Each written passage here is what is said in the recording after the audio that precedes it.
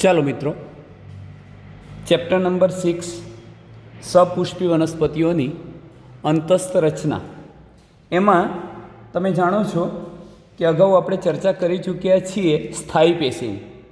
સ્થાયી પેશીના આપણે બે પ્રકાર પાડ્યા હતા અને એ બે પ્રકારોમાં એક પ્રકાર હતો સરળ સ્થાયી પેશી, સરળ સ્થાયી પેશી, અને બીજી પેશી હતી જટિલ સ્થાયી પેશી. જટિલ સ્થાયી પેશી. આજે આપણે જે ચર્ચા કરવાની છે મિત્રો, એ જટિલ સ્થાયી પેશીની ચર્ચા કરવાની છે. હવે સર્વપ્રથમ હું અગાઉ પણ તમને કહી ચૂક્યો છું કે જટિલ સ્થાયી પેશી કોને કહેવાય. જટિલ સ્થાયી પેશી એટલે શું, તો હું એની વ્યાખ્યા એકવાર ફરી લખું છું. જટિલ સ્થાયી પેશી એટલે શું? જે સ્થાયી પેશી એક કરતાં વધુ પ્રકારના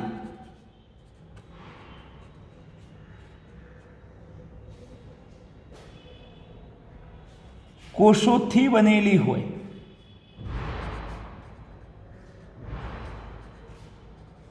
ટૂંકમાં એક જ પ્રકારના કોષો ન હોતા, જુદા જુદા પ્રકારના કોષો ભેગા મળીને જે સ્થાયી પેશી બનાવે તેને શું કહેવાય છે? જટિલ સ્થાયી પેશી કહે છે. હવે મિત્રો, આવી જટિલ સ્થાયી પેશીમાં જે અલગ અલગ પ્રકારના કોષો ભેગા થયા, આ બધા જ કોષો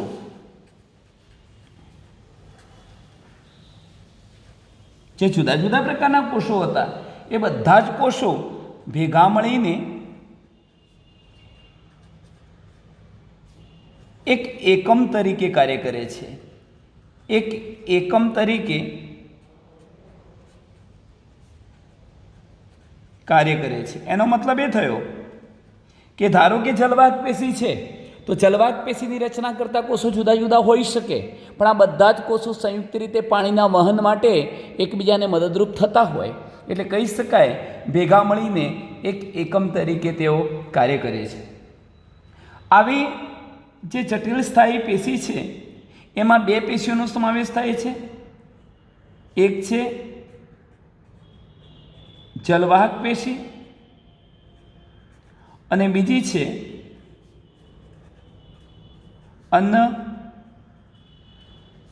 પેશી. તમને નામ પરથી ખબર પડશે મિત્રો કે આ જે જલવાહક પેશી છે એ પાણી અને ખનિજ ક્ષારોના વહન સાથે સંકળાયેલી છે, અને અન્નવાહક પેશી એ કાર્બનિક ખોરાકના વહન સાથે સંકળાયેલી પેશી છે. આપણે હવે આ વહન કાર્ય સાથે સંકળાયેલી પેશીઓ હોવાથી આ બંનેને વાહક પેશીઓ તરીકે પણ ઓળખાવી શકીએ. જલવાહક અને અન્નવાહકને વાહક પેશી તરીકે પણ ઓળખવામાં આવે છે. હવે આપણે ચર્ચા કરવી છે એમાંથી જલવાહક પેશી. આ પ્રશ્ન આ રીતે પૂછાય કે જલવાહક પેશીની રચના આકૃતિ દ્વારા સમજાવો. જલવાહક પેશીની રચના આકૃતિ દ્વારા સમજાવો. જલવાહક પેશી દોરવી છે, તો જલવાહક પેશીમાં તમે આટલી બાબતો યાદ રાખશો મિત્રો. પહેલાં તો હું તમને કહીશ કે જલવાહક પેશીનું કાર્ય શું છે. તો એક નાનકડી અહીંયા આકૃતિ દોરું છું, ખાલી સમજવા માટે જ. ધારો કે આ કોઈ વનસ્પતિ છે, એનું આ મૂળતંત્ર છે, આ પ્રકાંડ છે, અને પ્રકાંડ પર આ પ્રકારે મેં પર્ણો બતાવ્યા છે. આ જે છે મિત્રો એના પર્ણો છે. જલવાહકનો મતલબ શું થાય? કઈ પેશીને જલવાહક પેશી કહેવાય? તો તમે જાણો છો કે મૂળ જમીનની અંદર હોય, જમીનમાંથી એ પાણીનું શોષણ કરે છે. આ ઉપરાંત જમીનમાંથી એ ખનિજ ક્ષારોનું પણ શોષણ કરે છે. તો આ શોષાયેલા પાણી અને ખનિજ ક્ષારોને મૂળથી છેક પ્રકાંડની ટોચ અથવા પ્રરોતંત્ર તરફ વહન કાર્ય કરતી જે પેશી છે, એને આપણે કેવી પેશી કહીશું? જલવાહક પેશી. જલવાહક પેશી એ વહન પેશી તરીકે પાણી અને ખનિજ દ્રવ્યોનું વહન મૂળથી પ્રકાંડ અને પર્ણો તરફ કરે છે. તો આપણે પોઈન્ટ લખીશું કે જલવાહક પેશી કોનું પાણી અને ખનિજ ક્ષારોનું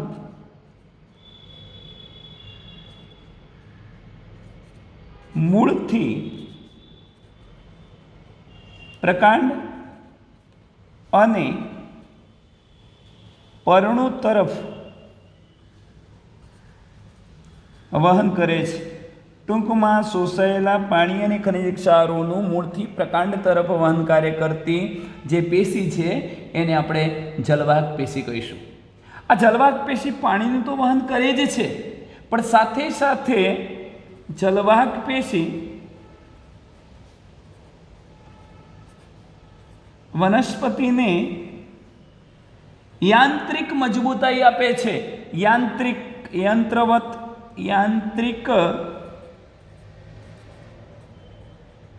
મજબૂતાઈ પણ પૂરી પાડે છે. ચલો મિત્રો, હવે આપણે જોઈએ કે જલવાહક પેશી કયા કયા ઘટકોથી બનેલી હોય છે. તો અહીં હું લખીશ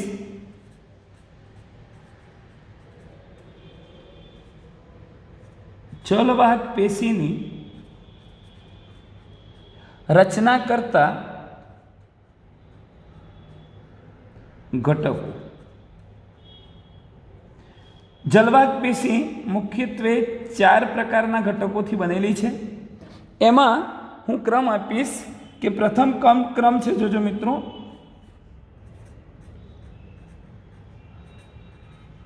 જલવાહિનીકી.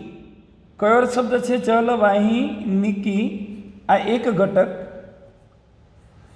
બીજો ઘટક છે જલવાહિની. ત્રીજો ઘટક છે જલવાહક મૃદુતક. અને ચોથો શબ્દ છે જલવાહક દ્રઢોતક, અથવા જલવાહક દ્રઢોતક ન કહેવું હોય તો જલવાહક તંતુઓ. આમ જલવાહક પેશીની રચના કરતા ઘટકોની વાત કરીએ તો જલવાહક પેશીની રચના કરતા ઘટકો મુખ્યત્વે 4 પ્રકારના છે: જલવાહિનીકી, જલવાહિની, જલવાહક મૃદુતક અને જલવાહક દ્રઢોતક. મિત્રો, હવે તમે વિચારો કે શું બધી જ વનસ્પતિમાં 4 પ્રકારના ઘટકો હોઈ શકે? તો ના. બધા જ પ્રકારની વનસ્પતિમાં 4 પ્રકારના ઘટકો હોતા નથી. 4 પૈકીના કોઈ 3 હોય. કેવી રીતે? ચાલો આપણે એને સમજીએ. તો અહીં યાદ રાખો કે ધારો કે હું અહીં એક શબ્દ લખું છું, તમે આ નામથી પરિચિત છો કે અનાવૃત.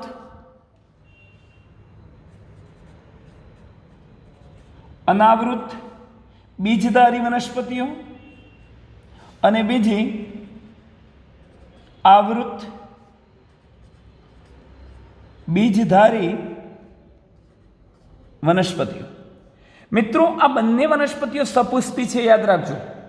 સપુષ્પી વનસ્પતિ છે અનાવૃત અને આવૃત. પરંતુ જો હું ઉદ્વિકાસની દ્રષ્ટિએ વાત કરું તો આવૃત બીજધારી વનસ્પતિઓ કરતાં પહેલાં કોણ નિર્માણ પામેલી છે? અનાવૃત બીજધારી. એટલે ઉદ્વિકાસની દ્રષ્ટિએ પ્રથમ નિર્માણ પામી છે અનાવૃત બીજધારી વનસ્પતિ, અને ત્યાર પછી નિર્માણ પામી છે આવૃત બીજધારી વનસ્પતિ. અને તેથી જ અનાવૃત બીજધારી વનસ્પતિમાં જલવાહક પેશીની રચના કરતા જે ઘટકો છે એ થોડાક આદિ પ્રકારના છે અને અહીંયા થોડા વધુ વિકસિત છે. ચાલો આપણે એ જોવું છે કે જો હું અનાવૃત બીજધારી વનસ્પતિને લઉં તો અનાવૃત બીજધારી વનસ્પતિમાં જલવાહક પેશીની રચના કરતા મુખ્ય ઘટકો 3 છે. એમાં જલવાહિનીકી. મિત્રો, આ પણ યાદ રાખજો કે પાણીના વહન કાર્ય સાથે સંકળાયેલ મુખ્ય ઘટક તો જલવાહિનીકી છે. કોનો? અનાવૃત બીજધારીનો. પછી બાકીના 2 ઘટકો તો હોય જ, જલવાહક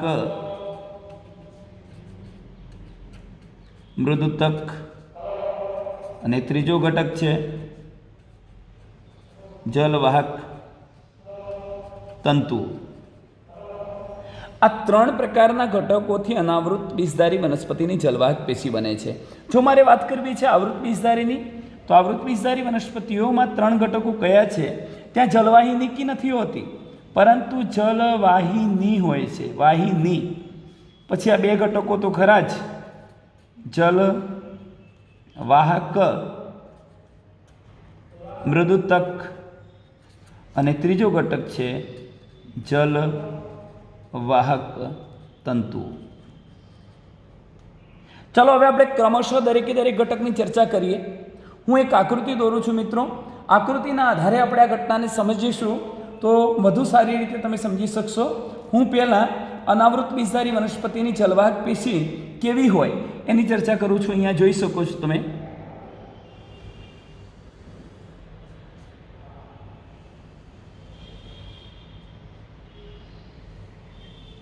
આ પ્રકારે આપણે આકૃતિ દોરી શકીએ.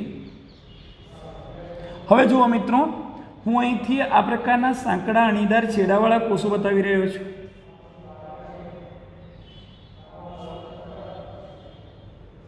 હજુ બીજો એક દોરવો હોય તો દોરી શકો આ ભાગ આ પ્રકારે.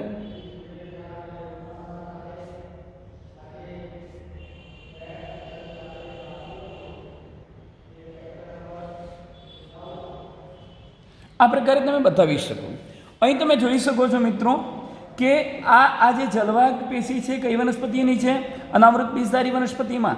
એમાં આ એક, આ બે, એના પર ગોઠવાયેલો આ ત્રીજો, ચોથો, પાંચમો, છઠ્ઠો, 7, 8, 9, 10 આ જે બતાવ્યા છે એકમો એ છે જલવાહિનીકી. તો ટૂંકમાં જલવાહિનિકાના છેડા સાંકડા છે. જુઓ, જોઈ શકો છો તમે અહીંથી. આ આખી એક જલવાહિનીકી થઈ. એ પ્રકારે તમે અહીંયા બીજી જલવાહિનીકી બતાવી શકો, આ સાંકડા છેડાવાળી. આ ત્રીજી જલવાહિનીકી. આમ આ જલવાહિનીકીના છેડા કેવા છે મિત્રો? સાંકડા છેડાવાળી આ જલવાહિનીકી દોરી છે. આ જલવાહિનીકી ઘટકો એક પર એક ગોઠવાયેલા છે. હવે તમને એમ થાય કે આ જલવાહિનીકી એક પર એક ગોઠવાયેલી છે, એમની વચ્ચે તો આડી અનુપ્રસ્થ દિવાલ આવી જાય છે, તો પાણીનું વહન કેવી રીતે થઈ શકે? તો એ પણ યાદ રાખજો મિત્રો કે જલવાહિનીકીની પાર્શ્વીય દિવાલો પર નાના નાના છિદ્રો હોય છે.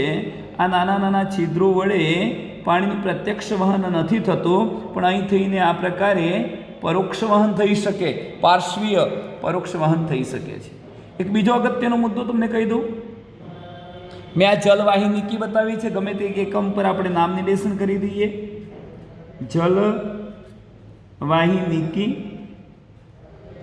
ચાલો હવે એની સાઈડમાં હું જે રચના બતાવું છું તમે જોઈ શકો છો.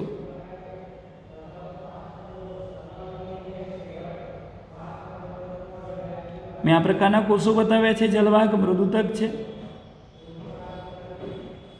જલવાહક મૃદુતક કોષો તમે ડબલ લાઇનિંગમાં પણ એને બતાવી શકો.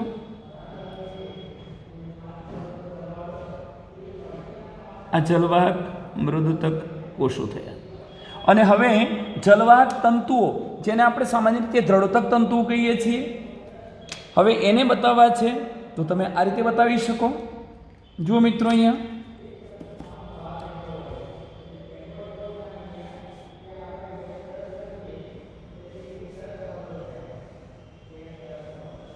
આ પ્રકારની રચના દ્રઢોતક તંતુ પણ જે જલવાહક પેશી સાથે સંકળાયેલા છે, અને માટે આપણે એને શું કહીએ છીએ? જલવાહક તંતુઓ. હવે બરોબર ધ્યાનથી સમજો. હું અહીંયા આ જલવાહિનીકી છે એની અંદર સ્થૂલન બતાવું છું. સ્થૂલન એટલે કોઈ પદાર્થનું લિગ્નિન દ્રવ્યનું જમાવટ. અને એ સ્થૂલન જુઓ, અત્યારે જે મેં બતાવ્યું છે એ આવું ગોળાકાર સ્થૂલન, વલયાકાર સ્થૂલન બતાવ્યું છે. મિત્રો, સ્થૂલન જુદા જુદા પ્રકારના હોઈ શકે. સર્પાકાર, કુંતલાકાર, ગર્ત આકાર, પરિવેશિત ગર્તાકાર, જુદા જુદા પ્રકારના સ્થૂલનો છે. આપણે અત્યારે એની ચર્ચા કરવાની નથી. માત્ર સ્થૂલનનો મતલબ અત્યારે એવો સમજીશું કે જે જલવાહિનીકીઓ હતી એની દિવાલ પર જુદા જુદા પ્રકારે લિગ્નિન દ્રવ્યની જમાવટ એટલે સ્થૂલન થયેલું હોય છે, અને તેથી એનું પોલાણ થોડુંક સાંકડું બને છે. આ પ્રકારે જે મેં આ સ્થૂલન બતાવ્યા છે એ સ્થૂલન લિગ્નિન દ્રવ્યના સ્થૂલન છે.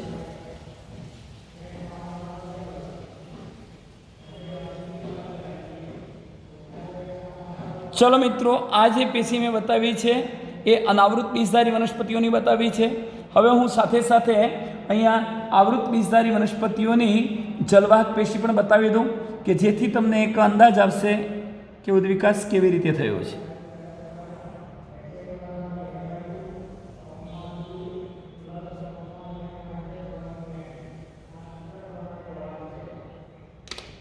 જુઓ મિત્રો, હું આ પ્રકારે સ્થૂલન પણ બતાવી શકું. જો આ પ્રકારે સ્થૂલન નથી બતાવવું તો અગાઉ બતાવ્યું એમ તમે વલયાકાર સ્થૂલન પણ બતાવી શકો. આવું ગોળાકાર આ પણ બતાવી શકો. મેં આ જલવાહિની દોરી છે, આખી પોલી નળી જેવી રચના જલવાહિની.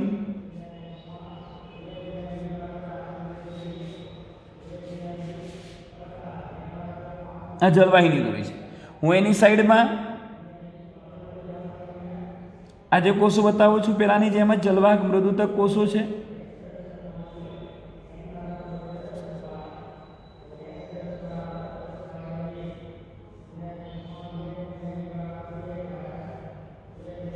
આ જલવાહક મૃદુતક કોષો છે અને એની સાથે આપણે દોરવા માંગતા હોઈએ તો અહીંયા જલવાહક તંતુઓ અથવા દ્રઢોતક તંતુઓ બતાવી શકીએ.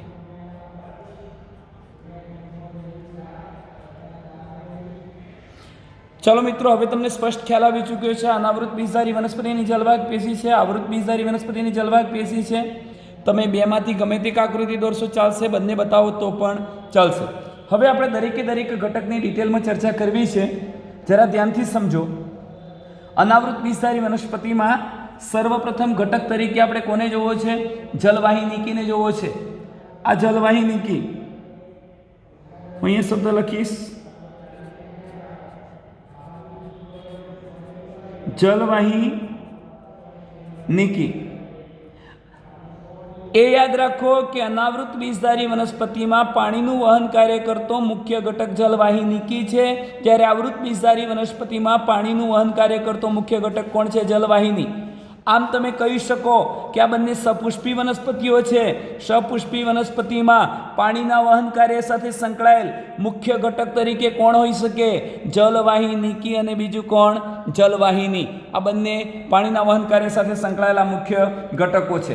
ચાલો આપણે જલવાહિનીની રચના જોઈએ છીએ.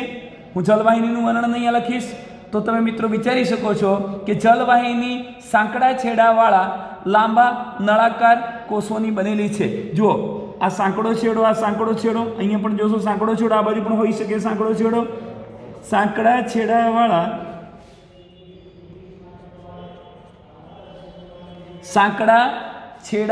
પણ સાંકડા છેડા કેવા હતા પાછા? અણીદાર. તો એમ કહી શકાય સાંકડા છેડાવાળા લાંબી નળાકાર, અથવા તો લાંબી નળાકાર ના કહી શકીએ, સાંકડા છેડાવાળા લાંબા નળાકાર કોષો કહીશું. સાંકડા છેડાવાળા લાંબા કોષો, પણ કેવા? લાંબા નળાકાર કોષોની બનેલી રચના છે. જલવાહિનીકી શું છે? સાંકડા છેડાવાળા લાંબા નળાકાર કોષોની બનેલી રચના છે, જેમની દિવાલ જાડી અને લિગ્નિનથી સ્થૂલિત થયેલી હોય છે. તેઓની દિવાલ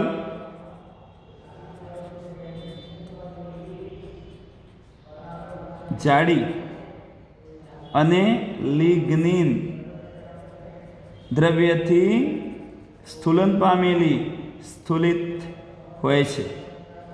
હવે મિત્રો વિચારો કે આની આ જે દિવાલ હતી એ ભલે આ બધા લિગ્નિન નામે સ્થૂલન જ બતાવે છે, આ બધા સ્થૂલન છે. સ્થૂલન કોઈ પણ પ્રકારનું હોઈ શકે. તો તેઓની દિવાલ લિગ્નિન યુક્ત, તેઓની દિવાલ જાડી છે, લિગ્નિનથી સ્થૂલિત હોય છે. હવે લિગ્નિનથી જાડી અને સ્થૂલિત હોવાથી અંદરનું જે જીવરસ છે એ વપરાઈ ગયો હોય એટલે કોષો જલવાહિનીકી કોષો કેવા હોય છે? મૃત, મરી ગયેલા અને જીવરસ વગરના, એટલે જીવરસ વિહીન હોય છે. ચાલો મિત્રો, આટલી જે રચના થઈ એ આપણે કોની વાત કરી છે? જલવાહિનીકીની. મેં તમને કહ્યું એમ સપુષ્પી વનસ્પતિમાં જલવાહિનીકી અને જલવાહિની આ બંને પાણીનું વહન કાર્ય કરતા મુખ્ય ઘટકો છે. હવે બીજા નંબરના ટોપિકને આપણે લઈએ, પણ તમને એ પણ કહી દઉં કે આવૃત બીજધારી વનસ્પતિમાં આ પ્રકારની રચના છે. અનાવૃત બીજધારી વનસ્પતિમાં મુખ્ય ઘટક જલવાહિની કયો હતો, તો તમે વધારાના મુદ્દા લખી શકો કે અનાવૃત બીજધારી વનસ્પતિમાં પાણીના વહન કાર્ય સાથે સંકળાયેલો મુખ્ય ઘટક જલવાહિનીકી છે. જલવાહિનીકીઓ એક પર એક ગોઠવાયેલી હોય છે.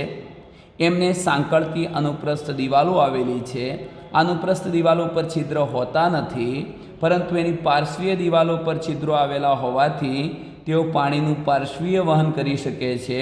એટલે વહનની જે ક્ષમતા હતી એ એમની કેવી હતી? ઓછી. જલવાહિનીકી કોષો લાંબા છે, નળાકાર છે, છેડેથી સાંકડા છે, એટલે સાંકડા છેડાવાળા કહી શકાય. અને તેઓનો જીવરસ લિગ્નિનનું સ્થૂલન કરવામાં વપરાઈ ગયો હોવાથી આ કોષો મૃત છે અને જીવરસ વગરના છે.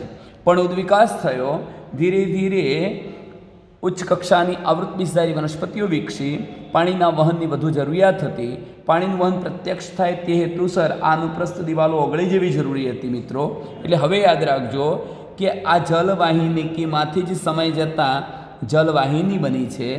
આ જલવાહિની કેવી રીતે બની છે?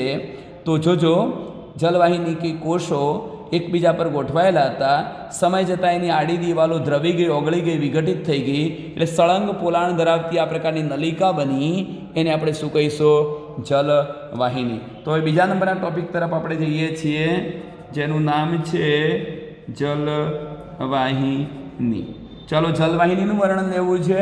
તો જલવાહિની મેં તમને કહ્યું એમ એ કેવી રચના છે? લાંબી નળાકાર નલિકામય રચના છે. કેવી છે?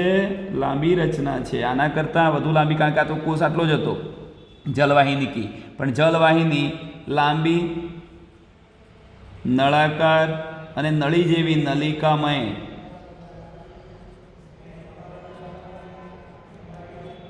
રચના છે. લાંબી નલિકામય રચના છે જે જલવાહક ઘટકો કહેવાતા એકમોની બનેલી છે. એનો મતલબ જે જલવાહક કહેવાતા એકમો અથવા ઘટકોની બનેલી છે. એનો મતલબ મિત્રો એવો થયો કે અત્યારે તો તમને જલવાહક ઘટકો નથી દેખાતા, માત્ર જલવાહિની દેખાય છે. પણ હકીકતમાં એમાં પણ એક પર એક ગોઠવાયેલા આ કોષો જ હતા. ફક્ત આ દિવાલ ઓગળી ગઈ. માટે હવે હું આ બધા ઘટકોને એમ કહી શકું કે જે જલવાહક કહેવાતા ઘટકોની બનેલી છે. એટલે જલવાહિની જલવાહક કહેવાતા ઘટકોની બનેલી છે, પણ જલવાહક ઘટકોની વચ્ચેની દિવાલો ઓગળી ગઈ છે. એટલે સળંગ પોલી નલિકામય રચના બની છે એમ આપણે કહી શકીએ. હવે મિત્રો, દરેક ઘટક લિગ્નિનયુક્ત દિવાલો અને મધ્યમાં વિશાળ પોલાણ ધરાવે છે. અહીં જોજો, દરેક ઘટક અથવા તો દરેક જલવાહિની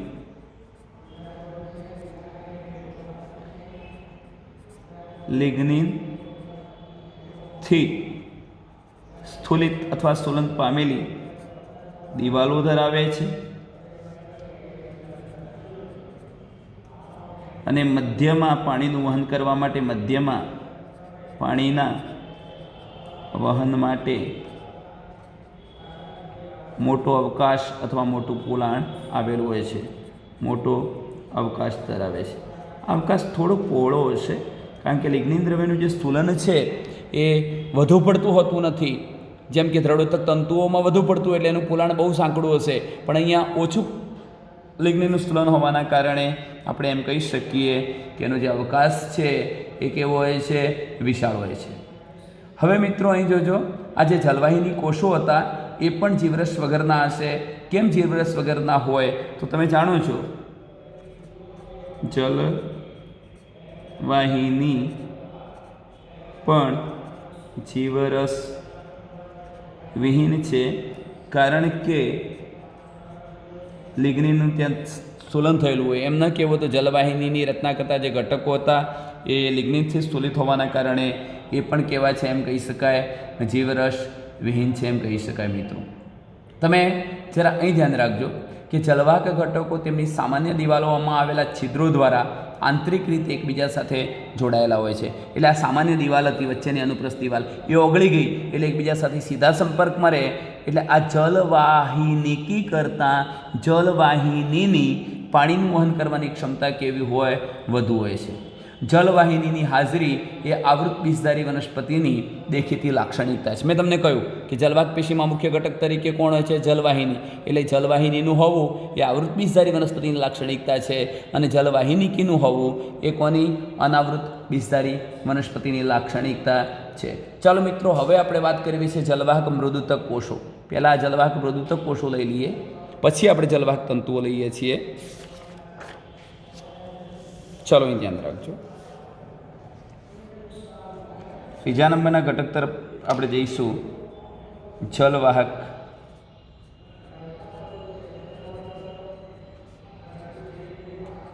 મૃદુતક. ટૂંકમાં જલવાહક મૃદુતક એટલે શું? તો જલવાહક પેશી સાથે સંકળાયેલા મૃદુતકીય કોષોને શું કહેવાય છે? જલવાહક મૃદુતક કહે છે. ચલો લખી નાખીશું. જલવાહક પેશી સાથે સંકળાયેલા મૃદુતક કોષોને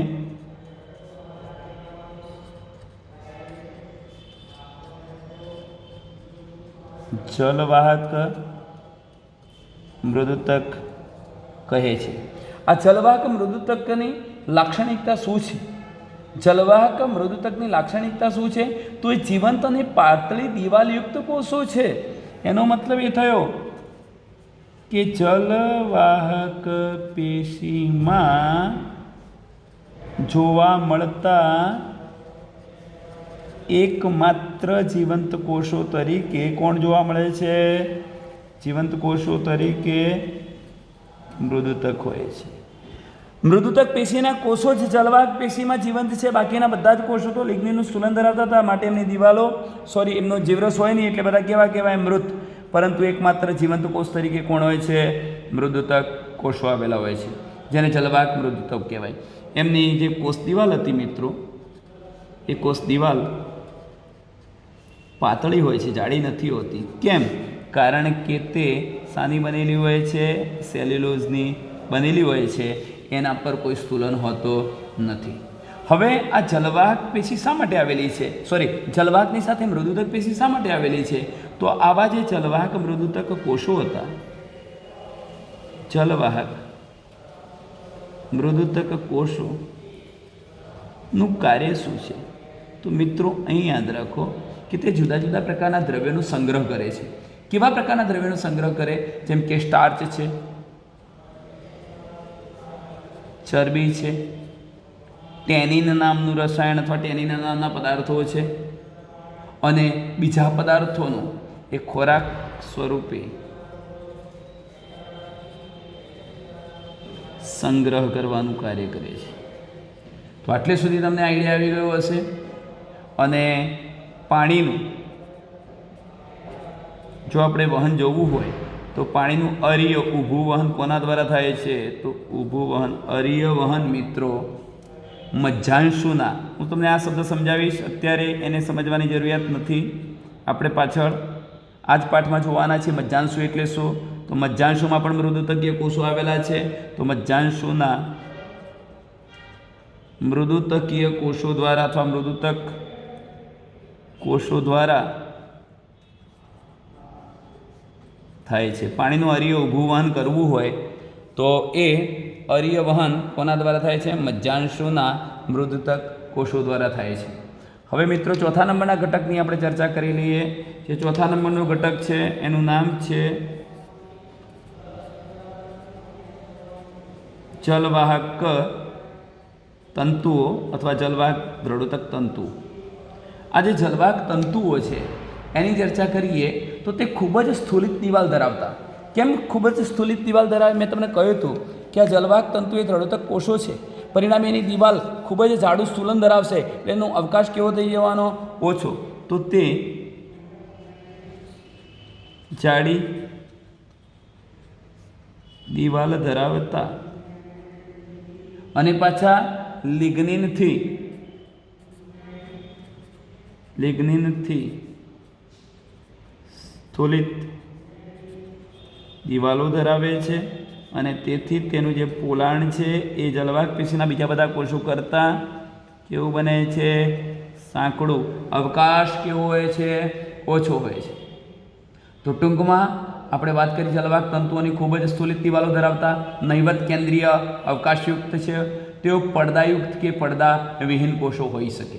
ચાલો મિત્રો, આટલે સુધી આપણે જે ચર્ચા કરી છે આનું ખાસ કાર્ય શું છે? તો વનસ્પતિને યાંત્રિક મજબૂતાઈ આપે છે. હવે મારે જલવાહક પેશીમાં એના વિકાસના આધારે જે પ્રાથમિક જલવાહક પેશી છે, દ્વિતીયની તો આપણે અત્યારે વાત કરતા નથી મિત્રો, પણ પ્રાથમિક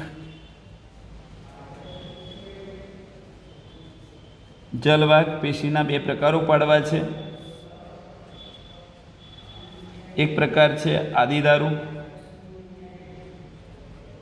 અને બીજો પ્રકાર છે અનુદારૂ.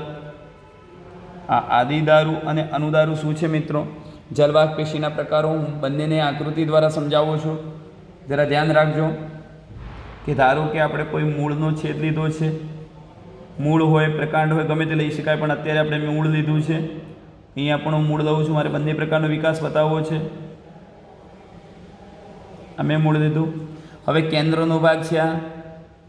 તમે જરા બરોબર ધ્યાન રાખજો કે આ વનસ્પતિના મૂળ, પ્રકાંડ વગેરેમાં જલવાહક પેશી તો છે જ. હું બે પ્રકારની રચના બતાવું છું. અહીં જલવાહક પેશીનો મેં નાનો ઘટક બનાવ્યો. ક્રમશઃ જલવાહક પેશી થોડી મોટી બતાવી, હજુ મોટી બતાવી અને હજુ પણ આ જલવાહક પેશી મોટી બતાવી.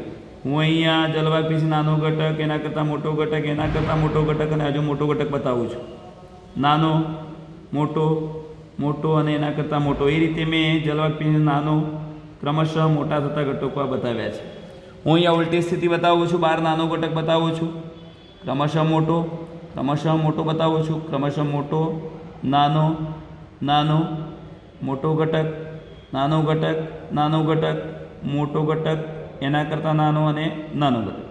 હવે તમે જુઓ, આ જે નાનો ઘટક છે મિત્રો, નાનો ઘટક, અહીંયા નાનો ઘટક છે, એને આપણે આદિદારૂ કહીશું.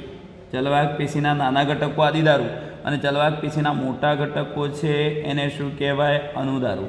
હવે આ નાના અને મોટા ઘટકો એટલે શું મિત્રો? જુઓ, ઉદ્વિકાસ થયો ત્યારે વનસ્પતિઓ નાના કદની હતી. નાના કદની હતી એટલે એમને પાણીની જરૂરિયાત પણ કેવી હતી? ઓછી. અને પાણીની જરૂરિયાત ઓછી હતી માટે એમનું પોલાણ કેવું હતું? સાંકડું. તો સર્વપ્રથમ નિર્માણ પામેલી જલવાહક પેશીના ઘટકોનો વેહ કેવો હતો? સાંકડો. આ પ્રકારનો મિત્રો, આ રીતે આટલો સાંકડો વેહ હતો. આવો નાનો સાંકડો વેહ. અમે સાંકડો વેહ બતાવ્યો નાનો. તો પ્રથમ નિર્માણ પામતા પ્રાથમિક જલવાહક પેશીના ઘટકોને શું કહેવાય? આદિદારૂ. પણ જેમ જેમ ઉદ્વિકાસ થતો ગયો, વનસ્પતિ મોટા કદની બનતી ગઈ, પાણીની જરૂરિયાત વધી, એટલે એને વધુ પ્રમાણમાં પાણી મળે એ માટે એનો વેહ કેવો હોવો જોઈએ? પહોળો હોવો જોઈએ. તો ત્યાર પછીથી નિર્માણ પામેલા જલવાહક પેશીના જે ઘટકો હતા એનો વેહ કેવો થતો ગયો? મોટો. એટલે આપણે એને શું કહીશું? અનુદારૂ. તો હવે બરાબર વિચારો કે પ્રાથમિક જલવાહક એ બે પ્રકારની છે, આદિદારૂ અને અનુદારૂ. પહેલાં નિર્માણ પામતા પ્રાથમિક જલવાહક પેશીના ઘટકોને આદિદારૂ કહે છે અને પછીથી નિર્માણ પામતા ઘટકોને આપણે શું કહીશું? અનુદારૂ. હવે મારે બે પ્રકાર પાડવા છે. આદિદારૂ કેન્દ્ર તરફ હોય, જો આ કેન્દ્ર તરફ આદિદારૂ અને અહીંયા કેન્દ્રથી દૂર આદિદારૂ. એટલે ટૂંકમાં આદિદારૂ કેન્દ્ર તરફ હોય, અહીં લખું છું, આદિદારૂ કેન્દ્ર તરફ હોય અને અનુદારૂ ક્યાં હોય? પરિઘ તરફ. તો તેવા વિકાસને, જલવાહક પેશીના તેવા વિકાસને આપણે અંદરથી આરંભી લઈ અંતરારંભી વિકાસ કહીશું. જુઓ, અંદરની બાજુ આદિદારૂ, નાના ઘટકો પહેલાં વિકસ્યા હતા, ધીરે ધીરે અનુદારૂ ક્યાં ગયા? બહાર. એટલે આદિદારૂ કેન્દ્ર તરફ હોય, અનુદારૂ પરિઘ તરફ હોય તો જલવાહક પેશીના એવા વિકાસક્રમને અંતરારંભી કહેવાય.